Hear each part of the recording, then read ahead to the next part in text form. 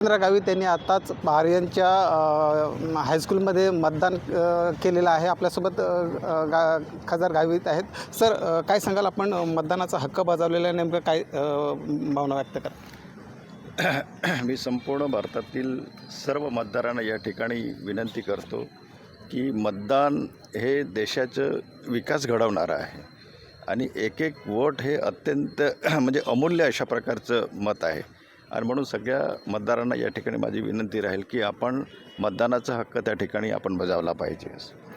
Sir, Palghar लोकसभेतील जे मतदार आहेत त्या मतदारांसाठी तुम्ही नेमकं काय आवाहन कराल? उन्हाचा तडाखाही भरपूर आहे, मतदानाची टक्केवारी साधारणतः कशा पद्धतीने होईल, काय अंदाज तुमचा? बघा, शेवटी किती जरी म्हटलं तरी मतदान हे म्हणजे मतदान प्रत्येक व्यक्तीने केलं पाहिजे, कारण हा लोकशाहीचा हा प्रत्येक नागरिकाला दिलेला हक्क आहे आणि तो हक्क जो आहे तो हा हक्क माझा स्वतःचा एक जन्मसिद्ध हक्क आहे आणि या संकल्पनेतून त्या ठिकाणी त्याची मतदानाचा हक्क बजावला पाहिजे। सर, या पालघर लोकसभेत साधारणतः तिरंगी लढत जी आहे ती होताना दिसत आहेत। महायुतीकडून हेमंत सावरा यांचा तुम्ही स्वतः प्रचार देखील केलेला आहे, प्रचार सभा जी घेतलेल्या आहेत, नेमकं काय सांगाल? विजय कशा रीतीने तुम्ही खिचून आणाल, काय?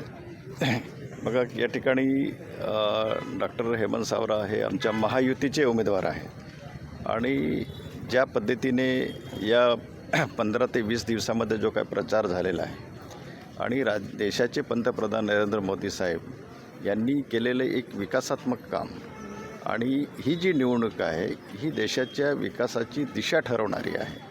ही काही ग्रामपंचायत, नगरपालिका किंवा महानगरपालिका किंवा जिल्हा परिषदची ही निवडणूक नाही, ही देशाची निवडणूक आहे आणि म्हणून जो सुज्ञ नागरिक आहे त्या सुज्ञ नागरिकाच्या प्रत्येक मनाच्या व्यक्तीमध्ये त्यांना म्हणजे आपलं लोकांना वाटतं की या ठिकाणी ही देशाची आणि राज्याची निवडणूक आहे। हे डबल इंजिनचे सरकार आहे आणि खऱ्या अर्थाने केंद्र सरकारच या देशाचा विकास करू शकते अशी सर्वसाधारण मतदारांमध्ये ती भावना आहे आणि म्हणून महायुतीचे उमेदवार या ठिकाणी निवडून येईल अशी मला आशा आहे। नक्कीच हे होते खासदार राजेंद्र गावित। महायुतीचाच उमेदवार निवडून अशी आशा जी आहे ती एकंदरीत त्यांनी व्यक्त केली आहे। रुपेश पाटील, साम TV, पालघर। देश विदेशातील प्रत्येक घडामोडींचे लाईव्ह अपडेट मिळवण्यासाठी आता साम टीव्हीच्या सर्व सोशल मीडिया प्लॅटफॉर्मला लाईक, फॉलो आणि सबस्क्राईब करा। तसंच सर्व नोटिफिकेशनसाठी बेल आयकॉन प्रेस करायला विसरू नका।